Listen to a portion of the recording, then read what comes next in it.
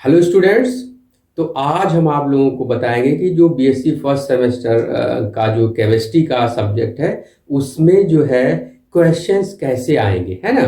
और unit wise हम उनको एक्सप्लेन भी करेंगे ताकि अगर आप सारे यूनिट देख लेते हैं तो आपका पेपर अच्छा हो, है ना, और आप अच्छे नंबर गेन करें। ठीक है, तो चलिए हम यहाँ पे देखते हैं कि क्वेश्चंस कैसे कैसे आ सकते हैं और आपको कैसे सॉल्व करना है क्वेश्चन। ठीक है, तो देखिए यहाँ पे आपका जो है यानी फर्स्ट यूनिट से आपका जो क्वेश्चन आ सकता है कि व्हाट इज डायपोल मूवमेंट, है ना। यानी डायपोल मूवमेंट होता क्या है ना, और उसके एप्लीकेशन क्या होते हैं। तो डायपोल मूवमेंट आपको पता ही होगा कि डायपोल मूवमेंट यानी आपका म्यू इज इक्वल टू होता है क्यू इंटू आर। ठीक है, इनको अभी देखिए हम सारे यूनिट को जो है हम बहुत शॉर्ट में एक्सप्लेन करेंगे, है ना। तो सबसे पहले हम इंपॉर्टेंट समझ लेते हैं, है ना। तो देखिए यहाँ पे उसके बाद डायपोल मूवमेंट आप जरूर पढ़िएगा, है ना, और आप पढ़िएगा Fajans rule, explain Fajans rule. और एग्जाम में क्या आ सकता है, in the following pairs which have more covalent character.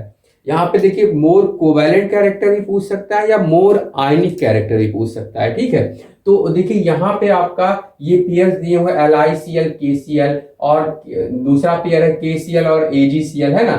LiCl KCl में LiCl मोर कोवैलेंट होगा, है ना। KCl और AgCl में AgCl मोर कोवैलेंट होगा।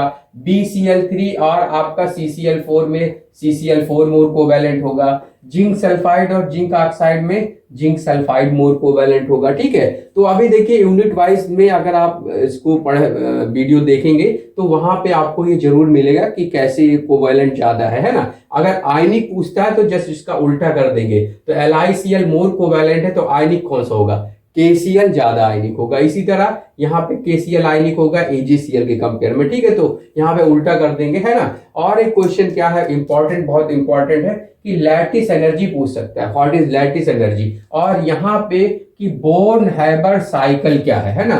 तो बोर्न हैबर साइकिल क्या है आप पे आपको ये जरूर पढ़ना है ना, इसको आपको जरूर पढ़ना है ना। और आपको पढ़ना है हाइड्रोजन बॉन्डिंग। ठीक है, तो हाइड्रोजन बॉन्डिंग क्या होता है ये तो आप बहुत इंटर से ही पढ़ते चले आ रहे हैं। तो हाइड्रोजन बॉन्डिंग दो टाइप्स के होते हैं, इंटरमॉलिक्यूलर हाइड्रोजन बॉन्डिंग और इंट्रामॉलिक्यूलर हाइड्रोजन बॉन्डिंग। तो ये तो आपको ये भी पढ़ना है हाइड्रोजन बॉन्डिंग क्या होता है। ठीक है, अब देखिए आप अगले यूनिट से देखेंगे क्या पढ़ेंगे, हाइब्रिडाइजेशन किसे कहते हैं। ये तो बहुत पॉपुलर टॉपिक है ना। तो हाइब्रिडाइजेशन किसे कहते हैं और इनमें जो है आप स्ट्रक्चर कैसे एक्सप्लेन करते हैं, जैसे यहाँ SF6 का स्ट्रक्चर कैसे एक्सप्लेन करेंगे। ठीक है, तो आपको मेथड सीखना है, यहाँ पे कोई ये नहीं कि आपको रटना है सभी चीजें, है ना। आपको ये देखना है कि एक का अगर हम सीख लें तो सभी का हम आंसर कैसे दें। ठीक है, तो अभी हम यूनिट वाइज में सबको सब सारी चीजें समझाएंगे, लेकिन सबसे पहले आप इंपॉर्टेंट देख लें। ठीक है,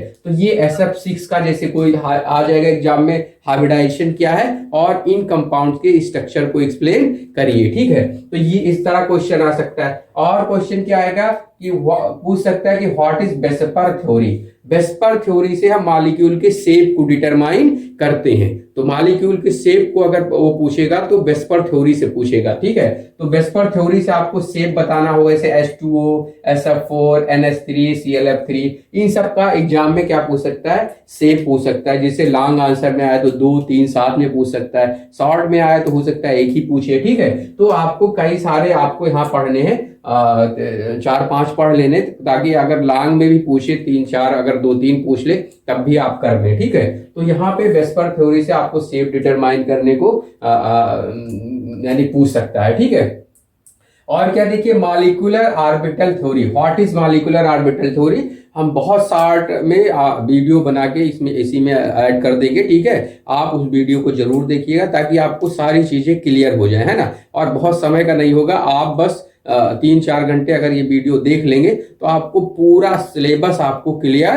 हो जाएगा। तो परेशान होने की जरूरत नहीं। अगर आपने अभी तक भी कुछ नहीं पढ़ा है तो आप क्या करेंगे, ये वीडियो देख के बहुत आराम से सारे क्वेश्चन लगभग आप क्या कर सकते हैं अपने एग्जाम का। ठीक है, तो देखिए यहाँ पे मॉलिक्यूलर आपका थ्योरी और उसके साथ आपको क्या करना है, मॉलिक्यूलर ऑर्बिटल एनर्जी डायग्राम आपको बना देना है NO का, CO का और O2 का। तो इसमें कोई ऐसा जादू है नहीं, आप बस सीख लेंगे कैसे एटॉमिक ऑर्बिटल्स होंगे, वो कैसे कंबाइन होंगे और कैसे मॉलिक्यूलर ऑर्बिटल बनेंगे और उनमें इलेक्ट्रॉन की फिलिंग कैसे करेंगे। ठीक है, बस इतना सा है। उसके बाद इनमें बॉन्ड ऑर्डर कैलकुलेट करना होता है। ठीक है, अब ये आपका हो जाएगा। अब इसमें एक क्वेश्चन आता है कभी, यानी बहुत बार पूछ चुका है ये, कि ऑक्सीजन O2 मॉलिक्यूल की मॉलिक्यूलर ऑर्बिटल एनर्जी डायग्राम बनाइए, या पूछता है कि ये पैरामैग्नेटिक होते हैं तो क्यों होते हैं। तो पैरामैग्नेटिक आप पता चल जाएगा कि पैरामैग्नेटिक पूछा तो आपको पहले ये दिमाग में आ जाना चाहिए कि इसमें अनपेयर्ड इलेक्ट्रॉन्स होंगे। लेकिन अनपेयर्ड इलेक्ट्रॉन्स के लिए आपको या तो मॉलिक्यूलर ऑर्बिटल्स जो कॉन्फ़िगरेशन है उसको लिखिए, या मॉलिक्यूलर ऑर्बिटल्स डायग्राम बनाइए। ठीक है, तो ये आपका हो जाएगा इस तरह O2 मॉलिक्यूल का। ये डायामैग्नेटिक है या ये पूछ सकता है ये पैरामैग्नेटिक क्यों है, या पूछ सकता है ये आपका डायामैग्नेटिक है या फिर पैरामैग्नेटिक है। तो ये आप जरूर पढ़िएगा।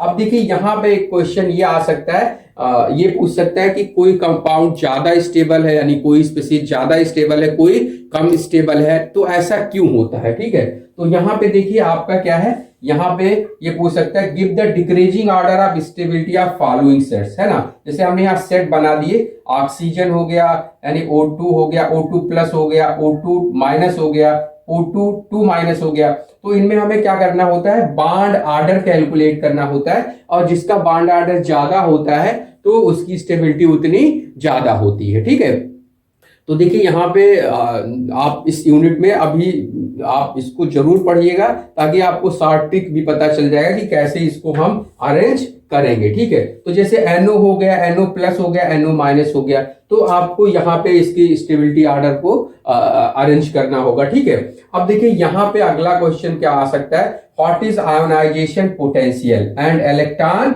एफिनिटी। देखिए आएगा एग्जाम में तो एक ही, लेकिन दोनों है इंपॉर्टेंट, है ना। तो दोनों इंपॉर्टेंट है और इसको आप एक साथ एक तरह समझ सकते हैं। ठीक है, तो आपको जो है यहाँ पे अभी मतलब आपको समझाएंगे, लेकिन ये क्वेश्चन देखिए, what is ionization potential and electron affinity, ये समझिएगा, और कौन कौन से फैक्टर मतलब इसको अफेक्ट करते हैं, है ना। किन किन फैक्टर पे ये डिपेंड करता है, आयोनाइजेशन पोटेंशियल कब ज्यादा होता है कब कम होता है। ठीक है, और क्वेश्चन ये क्या पूछ सकता है इसी से संबंधित, यानी give the decreasing order of first IP of carbon, nitrogen, oxygen and fluorine. तो carbon, nitrogen, oxygen and fluorine आपका जो है इनके डिक्रीजिंग ऑर्डर में इनको अरेंज करना है। ठीक है, और देखिए यहाँ पे क्वेश्चन है यहाँ पे कि आपको ये पूछ सकता है कि first IP of nitrogen is higher than first IP of oxygen, explain it, है ना। ऑक्सीजन है ना, explain it, है ना। तो ये पूछ सकता है कि फर्स्ट IP नाइट्रोजन का जो है हायर होता है किससे, ऑक्सीजन का से, और सेकेंड IP ऑक्सीजन का ज्यादा होता है नाइट्रोजन से। तो इसको एक्सप्लेन करने के लिए भी एग्जाम में पूछ सकता है। ठीक है, तो ये अब अगला देखिए, give decreasing order of electron affinity of halogens, है ना, यानी हैलोजेंस जो होते हैं उनकी इलेक्ट्रॉन एफिनिटी का ऑर्डर क्या होगा। ठीक है, तो ये आपका इस तरह ये आपका, या ये भी पूछ सकता है कि हैलोजेंस के इलेक्ट्रॉन एफिनिटी को आप एक्सप्लेन करिए। तो बात एक ही हुआ, चाहे अरेंज करने को पूछ सकता है या फिर जो है उनको एक्सप्लेन करने के लिए पूछ सकता है। ठीक है, अब देखिए ये आपका क्या है, व्हाट इज जेड इफेक्टिव, है ना। जेड इफेक्टिव क्या है, यानी इफेक्टिव न्यूक्लियर चार्ज है क्या है, और किसी इलेक्ट्रॉन पे आपसे ये पूछ सकता है कि इफेक्टिव न्यूक्लियर चार्ज कैलकुलेट करिए, है ना। तो इफेक्टिव न्यूक्लियर चार्ज यहाँ पे calculate Z effective on last electron of phosphorus. ठीक है, तो फास्फोरस के लास्ट इलेक्ट्रॉन पे जेड इफेक्टिव कैलकुलेट करें, है ना। तो यहाँ पे स्लेटर रूल होता है, स्लेटर रूल से हम सिग्मा कैलकुलेट करते हैं, स्क्रीनिंग कांस्टेंट कैलकुलेट करते हैं, और जो जेड इफेक्टिव होता है जेड एक्चुअल माइनस सिग्मा। ठीक है, तो इससे हम क्या कर सकते हैं, जेड मतलब कैलकुलेट कर सकते हैं जेड इफेक्टिव, है ना। अब देखिए ये तो हो गया, है ना। अब उसके बाद हम देखते हैं अगले यूनिट से, देखिए यहाँ पे जो पूछेगा कि हाइब्रिडाइजेशन, जैसे कोई भी कार्बन है उस पे कौन सा हाइब्रिडाइजेशन है, कार्बन पे थ्री टाइप्स के हाइब्रिडाइजेशन हो सकते हैं, या तो sp हाइब्रिडाइजेशन, या तो sp2 हाइब्रिडाइजेशन, या तो sp3 हाइब्रिडाइजेशन, है ना। तो इसमें पूछ सकता है कि किस कार्बन पे कौन सा हाइब्रिडाइजेशन होगा, जैसे इस कार्बन पे कौन सा हाइब्रिडाइजेशन, इस कार्बन पे, तो इन कार्बन पे हाइब्रिडाइजेशन क्या होंगे, ठीक है। अब उसके बाद देखिए कुछ जो आपका इलेक्ट्रॉन डिस्प्लेसमेंट इफेक्ट है, उसमें जैसे इंडक्टिव इफेक्ट हुआ, ये पूछ सकता है, और मेजोमेरिक इफेक्ट क्या होता है, हाइपर कॉन्जुगेशन क्या होता है, ठीक है। तो इनको इंडक्टिव इफेक्ट और हाइपर कॉन्जुगेशन तो ये जरूर पढ़ना है आपको। और हाइपर कॉन्जुगेशन को हम बोलते हैं नो बॉन्ड रेजोनेंस, तो ये एग्जाम में पूछ सकता है कि हाइपर कॉन्जुगेशन किसे कहते हैं और इनको नो बॉन्ड रेजोनेंस क्यों कहते हैं, ठीक है। तो ये आपका हाइपर कॉन्जुगेशन, इंडक्टिव इफेक्ट, ये तो जरूर आप पढ़िएगा, ठीक है। अब उसके बाद एग्जाम में ये इंपॉर्टेंट टॉपिक है आपका बॉन्ड फिजन, है ना। बॉन्ड फिजन टू टाइप्स का होता है, होमोलिटिक और हेट्रोलिटिक बॉन्ड फिजन, है ना। और उसके बाद आपको रिएजेंट जरूर पढ़ना है। रिएजेंट्स भी तो टू टाइप्स के होते हैं, इलेक्ट्रोफिलिक और न्यूक्लियोफिलिक, है ना। एग्जाम में क्वेश्चन पूछ सकता है कि रिएजेंट्स किसे कहते हैं, कितने तरह का होता है, या फिर इलेक्ट्रोफिलिक न्यूक्लियोफिलिक रिएजेंट किसे कहते हैं, या फिर ऐसे पूछ सकता है इसका क्वेश्चन कि कई सारे स्पीसीज दिया होगा, फिर बोलेगा कौन इलेक्ट्रोफाइल है, कौन न्यूक्लियोफाइल से, या कई सारे स्पीसीज दे दे, बोले केवल कौन इलेक्ट्रोफाइल है या केवल कौन न्यूक्लियोफाइल है। तो आपको उसमें देखना होगा कौन इलेक्ट्रोफाइल है कौन, कैसे आपको यहाँ पे सेलेक्ट करना है, ठीक है। अब उसके बाद आप देखिए इंटरमीडिएट जो है, रिएक्शन इंटरमीडिएट्स में आप कार्बीन, नाइट्रीन्स और बेंजाइन, ये जरूर पढ़िएगा, इस पे 60 नोट आ सकता है कि कार्बीन्स किसे कहते हैं, नाइट्रीन्स किसे कहते हैं, या फिर बेंजाइन किसे कहते हैं, ठीक है। और इसमें कार्बीन जो है, कार्बीन भी दो तरह का होता है, सिंगलेट कार्बीन और ट्रिपलेट कार्बीन। नाइट्रीन भी दो तरह का होता है, सिंगलेट नाइट्रीन और ट्रिपलेट नाइट्रीन। तो इसमें बहुत समानता है, एक कार्बीन पढ़ते ही नाइट्रीन अपने आप समझ में आ जाएगा, इसमें बहुत ज्यादा अंतर नहीं, बस केवल थोड़ा सा अगर कार्बन पे यहाँ पे बैलेंस शेल में 2 बॉन्ड हो और 2 इलेक्ट्रॉन हो तो कार्बीन होता है, नाइट्रोजन पे 2 यानी 4 इलेक्ट्रॉन्स हो और 1 बॉन्ड हो तो ये क्या कहलाता है, नाइट्रीन कहलाता है। यानी कार्बन के बैलेंस शेल में 2 बॉन्ड 2 इलेक्ट्रॉन, इसमें 1 बॉन्ड और 4 इलेक्ट्रॉन्स हो तो ये नाइट्रीन कहलाता है, ठीक है। और इस तरह देखिए, और एग्जाम में क्या पूछ सकता है, जो इंटरमीडिएट्स होते हैं कार्बोकेटायन, कार्बेनायन और फ्री रेडिकल, ठीक है, इनकी स्टेबिलिटी ऑर्डर जरूर आप पढ़िएगा, ठीक है। तो देखिए इस बॉन्ड फिजन, इलेक्ट्रोफिलिक रिएजेंट है ना, ये सब, या stability order carbocation, stability order of carbanion, stability order of carbon free radical, ये जरूर पढ़िएगा आप लोग, है ना, एग्जाम में अक्सर पूछता है। और इन सब के लिए हम वीडियो में नीचे डिस्क्रिप्शन में लिंक दे देंगे, आप लोग उससे पढ़ लीजिएगा, ठीक है। तो यहाँ पे वैसे जो कार्बोकेटायन होता है, उससे कार्बोकेटायन की जो स्टेबिलिटी ऑर्डर होता है 3 डिग्री सबसे ज्यादा स्टेबल होता है, 2 डिग्री, फिर 1 डिग्री, फिर मेथिल कार्बोकेटायन होता है, ठीक है। अब कार्बेनायन में जस्ट उसका उल्टा हो जाता है, मेथिल सबसे ज्यादा स्टेबल होता है, फिर 1 डिग्री, फिर 2 डिग्री, फिर 3 डिग्री। और कार्बन फ्री रेडिकल में सबसे ज्यादा कौन स्टेबल होता है, 3 डिग्री, फिर 2 डिग्री, फिर 1 डिग्री, और फिर आपका मेथिल फ्री रेडिकल। तो कैटायन और फ्री रेडिकल की स्टेबिलिटी ऑर्डर एक होती है, और इसका जस्ट उल्टा होता है कार्बेनायन का। कार्बेनायन मेथिल ज्यादा स्टेबल हो जाता है और 3 डिग्री सबसे लेस स्टेबल, जबकि आपका कार्बोकेटायन और कार्बन फ्री रेडिकल में 3 डिग्री सबसे ज्यादा स्टेबल होता है, मेथिल सबसे कम स्टेबल होता है, ठीक है। तो ये आप जरूर पढ़िएगा, इनके मतलब हम वीडियोस के डिस्क्रिप्शन हम लिंक में देंगे, उसको जरूर पढ़िएगा, है ना। अब उसके बाद पूछ सकता है कि triplet carbon is more stable then singlet carbon. तो जो ट्रिपलेट कार्बन होता है वो सिंगलेट कार्बन से ज्यादा स्टेबल क्यों होता है, ये क्वेश्चन एग्जाम में आ सकता है, ठीक है। अब देखिए उसके बाद क्या है, explain about optical activity of lactic acid and tartaric acid, है ना।